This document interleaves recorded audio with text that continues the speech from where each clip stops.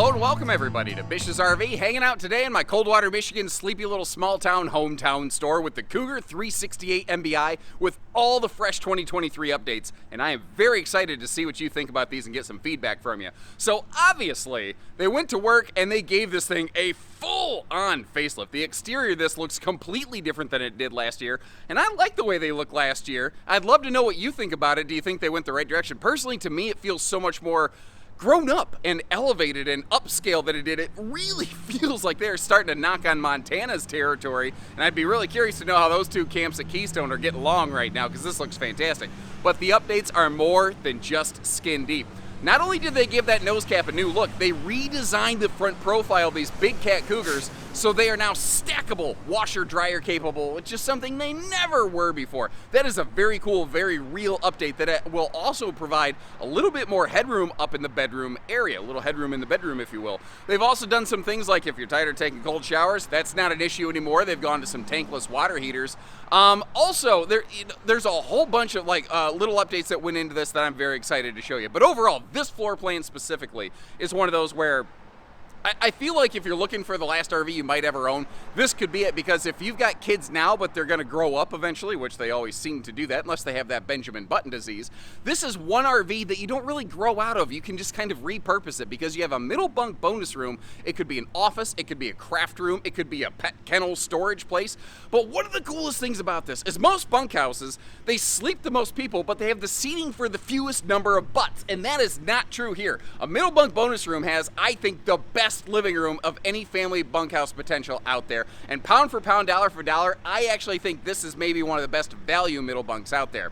But that's my 2 cents. It does have a couple of hiccups and hangups. I will be fair and show you those as we go. So I will tell you the good, the bad, with the ugly, and everything in between. And if you like that, make sure you hit that subscribe button and let me know what you think as we go. Now for their 25th anniversary here, they've given it a full exterior facelift. They haven't really touched the interior color decor or palette. If I just knowing what I know about the RV industry, I bet next year that's going to happen. They're going to be like, guess what? We've got a whole new interior to go with our all-new exterior. That's just kind of the way of things, but that doesn't bother me. I don't think this looks bad personally. They don't offer any color choices beyond this, and if you are looking for something else, the good news is that we have similar floor plans from all kinds of different brands here at Bish's RV.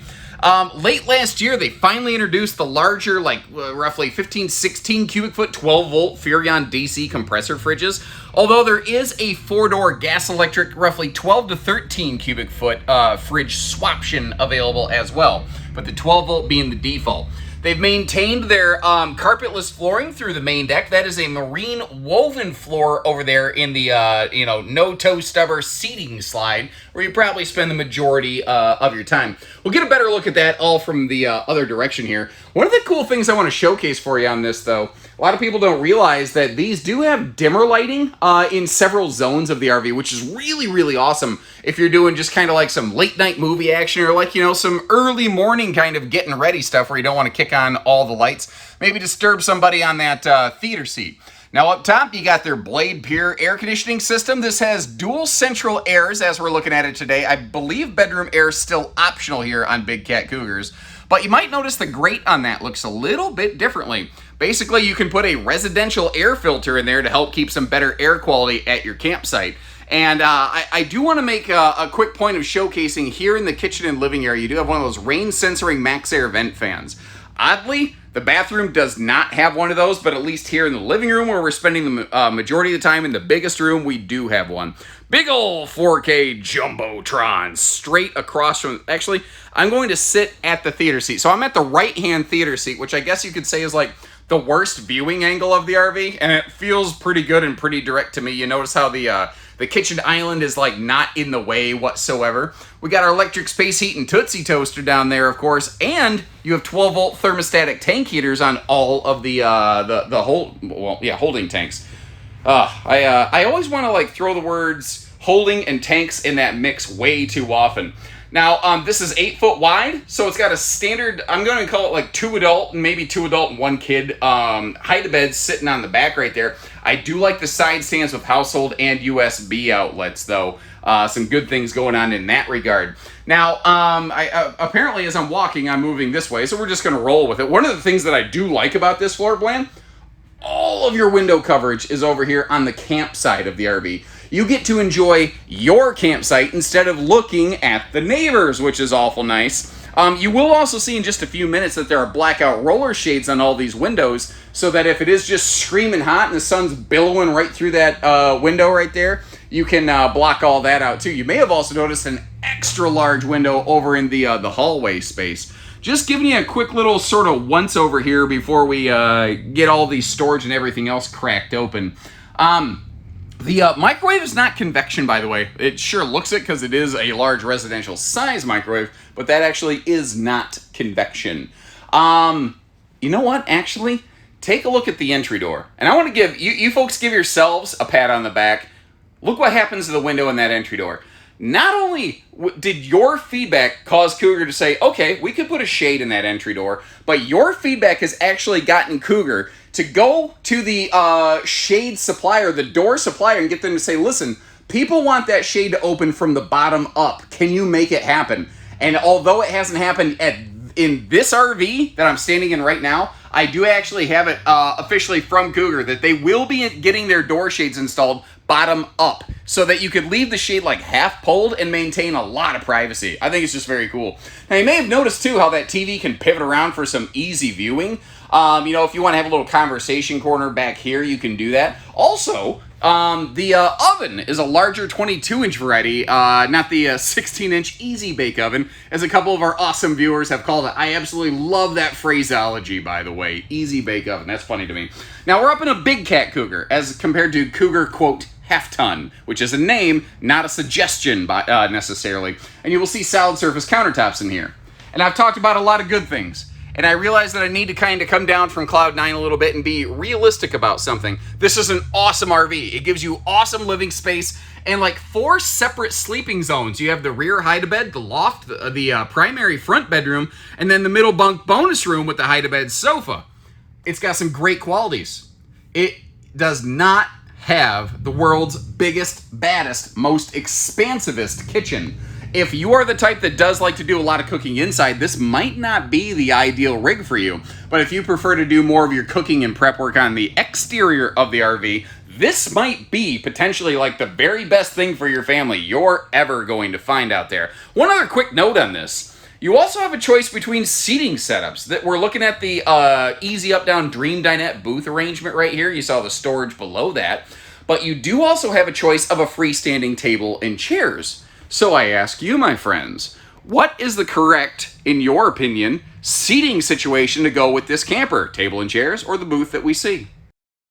So while you talk amongst yourselves, like Linda Richmond from Coffee Talk, probably one of several golden areas of Saturday Night Live, eras of Saturday Night Live. The original 70s cast, when Eddie Murphy came in and I think almost single-handedly saved that show because for 2 years it wasn't funny.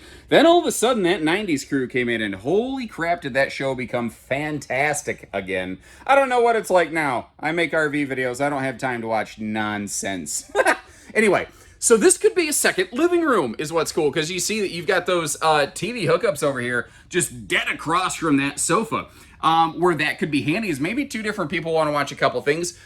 More and more people are looking for gaming solutions in RVs as generations change and times and you know, pastimes change.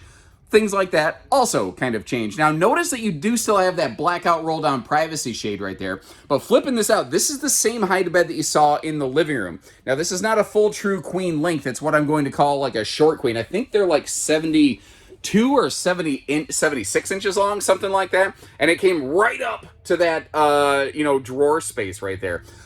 This middle room has some really solid storage, and actually I think it might potentially be overflow kitchen storage in some spaces for some people, but it could theoretically maybe function a little bit like an office. The way that I kind of see that happening is like right across from us we have TV hookups, right?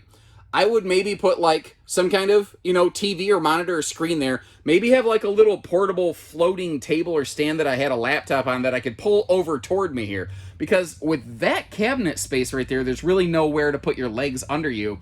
And that's maybe deep enough to put a laptop on, but any more shallow than that and it would start to be a problem. And in case you're curious, yes, they do have air conditioning into this private little room. You actually see a duct or two like that ducted in here to make sure some of that air conditioning gets down into this space so you don't turn it, well, for lack of a more flowery phrase, so you're not hotboxing yourself down here. So sliding out of here, by the way, if you don't know what hotboxing means, look that up in Urban Dictionary. You're in for a treat.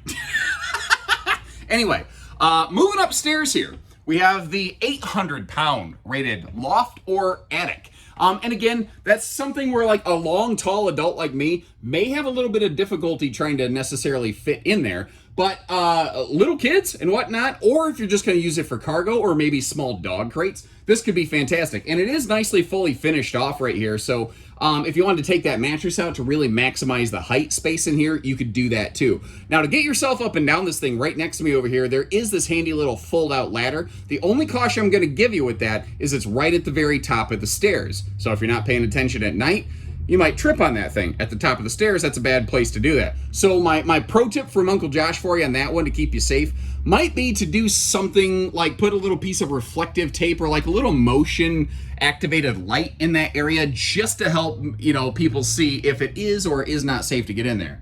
Let's hop over here to the bathroom.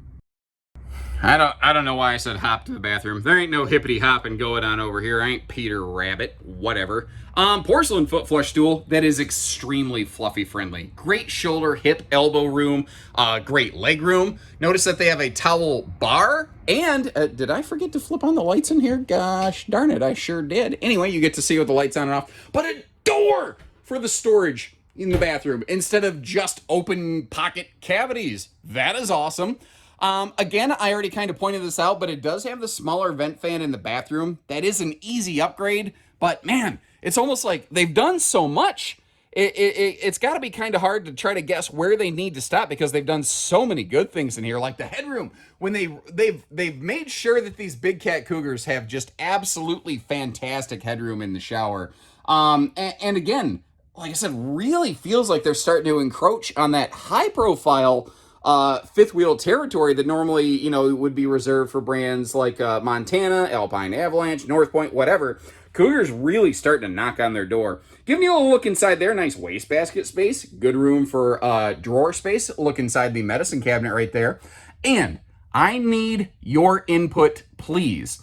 Anyone who's actually used an RV with a faucet on the side of this, please leave some comments for myself and everyone else. Do you think it functions fine, or do you dislike it? Not, visually your opinion. Anyone who's actually owned one of these, please chime in for everyone's benefit. Now, you have your choice between a True Queen and the 70 by 80 king bed here. We're looking at the king bed upgrade. They have revised their bedrooms on these significantly, though. You might notice they've gone with like bigger, deeper bed slides. They've added those little, I'm going to call it phone shelves above the windows there because the slide is now taller. By the way, in case you're curious, no, you're absolutely not going to knock yourself out or rip your shoulder open on one of those. I'm big and I'm long, and if I can sit up on that bed without it happening, then I think everybody should be fine. What's interesting, though, household and USB plugs. And then above both sides of the bed, you have additional household outlets. The yellow sticker on those indicating that they are wired to the inverter run. There are also additional household and USB outlets on a stand inside that closet we'll get to see in a minute. Working our way around here, one of the other major changes that they made to this generation of what I'm going to call Big Cat Cougar is that they, a little look at my left arm and my half dad bod father figure over there. They've revised that front closet to be stackable washer dryer ready now, as opposed to combo only like it used to be. If you're laying in bed, this might be kind of your view over here where you've got TV hookups straight across from you. Those also being wired to the inverter. Another big viewing window, and you're going to see it has the same blackout roller shade as do the bedside windows, which is awesome. And then just giving you a look around all the storage here, the stackable washer dryer arrangement, big front closet on this. I personally think this is a categorically superior Cougar front bedroom as compared to what they used to do. But I would be very interested in hearing your feedback on it. That's just my 2 cents. Inside, outside, upside down. So far, what are you seeing, thinking, feeling? And in the meantime, I'm going to kick us over to road mode. And one of the things I've really learned to look for is asking the question, can I use the bedroom door with the slide closed? Sometimes that can be a problem. It's not really an issue here. If you're going down the road, and I don't know what it is about a child's anatomy, and I know that. Oops, I'm running into stuff. Sorry, I was the same way. Right after we passed the stop, and you know the adults in the vehicle go, "Okay, kiddo, do you need to use the potty?" I'm like, "No." As soon as we pass the stop, I'm like, "Yes." So getting that bathroom is very handy here. However, again, showing you the good with the bad, the not so good. When that slide's closed, there's just no way you're going to access anything in terms of the kitchen or anything here on the lower deck. However, here's the thing to consider. Those stable steps, that big quad stable step here in our entry door, if you have the room to fold those down, they stick out further than that slide. So if you can fold those down, then you can open this slide at a travel stop and you can get to stuff. Now, for some people that doesn't count. For some people that is useful information. If you find any of this beneficial, please hit that subscribe button and let's get rolling on the exterior where we see a lot of fresh looks. Now, it will not be difficult to discern whether you're looking at a 22 or a 23, considering they've gone through an entire full-scale facelift. Unfortunately, the nose of this thing is currently shrouded in shade since the sun's coming from the other direction. Currently, the RV is throwing shade on its own nose the way two billionaires might throw shade at one another on, you know, having a Twitter fight on a Friday night. You ever love it? I love that. I live at a time in history where two billionaires can literally yell at each other on Twitter, on the internet, publicly, where everyone can see it. It is truly a great time to be alive. Now you've got the Giggy box up there, which is basically a like a battery disconnect on steroids. It does a couple things, but one of my favorite things is it absolutely hard cuts off the battery. So there is zero power draw coming off of that battery when you do have it disconnected, which not all disconnects actually work that way, surprisingly. Sometimes there's some direct wiring that bypasses that, not in the case of the Keystones with the Giggy box. Now, some of their subsidiaries like Crossroad and Dutchman sometimes use that hardware as well, which is very cool. Keystone basically helps kind of Big Brother manage some of those other divisions, in case you weren't aware. Now, over here on the door side, we're going to kind of start at the back and work our way forward a little bit, just the way she's parked. Notice the dual power awnings on this one, both with LED lighting giving you maximum coverage, and they have changed up to a more traditional awning lighting system. Previously, the lights were on the inside of the awning arm, and basically they just didn't really light up too well at night. Now they do a fantastic job. They've updated their little slide out griddle here instead of just a little cooktop. Notice how it extends out further, basically to help keep the heat away from the RV. Nice little detail update they have there. Of course, one of the cool things here is it also has a locking mechanism so that it can't slide shut if you are cooking something hot on there. And you maybe can see it, but it does have a little heat shield inside. Now, our pass-through compartment on these is nice and large, despite the fact this is not a drop frame. Magnet holdbacks, double slam latches, all the things you expect on a big fifth wheel. And down inside here, we have ourselves all the returning hits from last year, like the in-command brain center and whatnot, which, by the way, there's a little dial in there that, let me see if I can get this open real quick. If, let's say you don't want to go inside and you want to operate like one of your awnings or something like that, you can actually switch this to like motor 3 or whichever one is the awning motor and run it in and out right from here. But also notice how all the wiring looks different. Every single wire and every single Keystone is color-coded. Most towable manufacturers don't do that. Alliance does, but very few do. I think Winnebago might have started doing that. Also notice that on the flat horizontal surface, they've gone to that like heavy-duty industrial, almost toy hauler rubberized flooring here, just to handle cargo shifts a little bit better. But we got a whole bunch of hardware over there to talk about.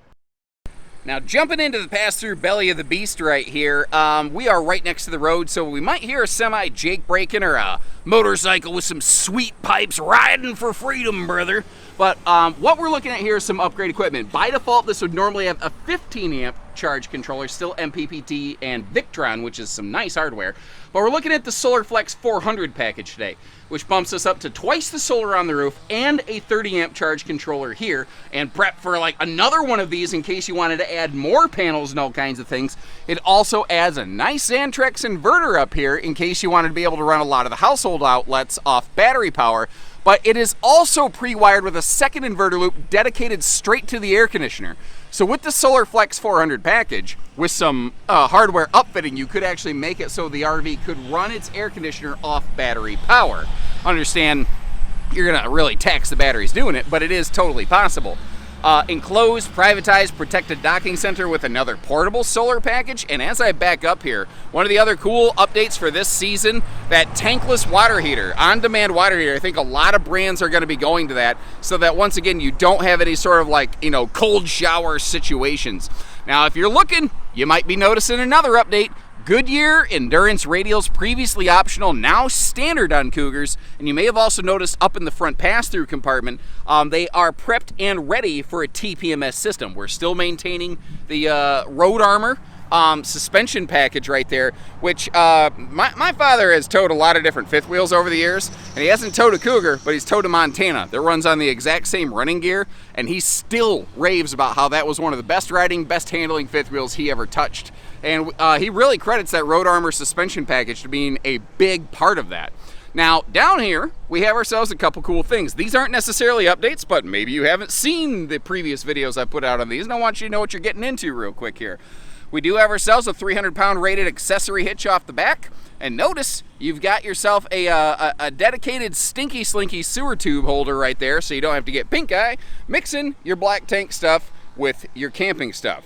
Now we've got that 250-pound rated roof access ladder, and giving us a look up there on the roof.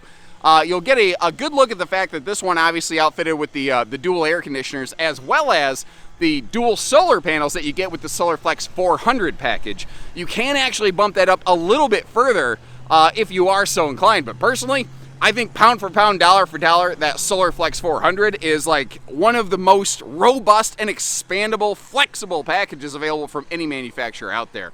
Now, you may also notice Cougar does opt for framed-in max airflow windows, so that if you do want to really, sit at your seating here and just get some breezes whipping through, frameless windows look cool, but they don't give you the airflow that these windows do right there. So once again, this is our very first of these 23s, and I'm really going to ask you, let me know what you think about it. Do you like the color? Do you like the updates? Did they go the right direction? Did they make some mistakes? What could they do better? Because input like yours is literally the reason that this RV has that draw shade in the entry door. Before you folks spoke up, Cougar was never going to do that. They were going to say, well, you could get it aftermarket. But you said you wanted it from the factory, they made it happen. You wanted better solar, they made it happen. You wanted no carpet, they made it happen. Let them know what you like and dislike, and I can't guarantee they can do all of it, but obviously they're willing to dive in there and get some of that done. So give me your feedback, and in the meantime, I'll leave you some links in the video description. Check out some other similar floor plans, some similar mid-bunk styles from a few other builders. And until next time, take care, stay safe, have fun, and remember to subscribe, everyone.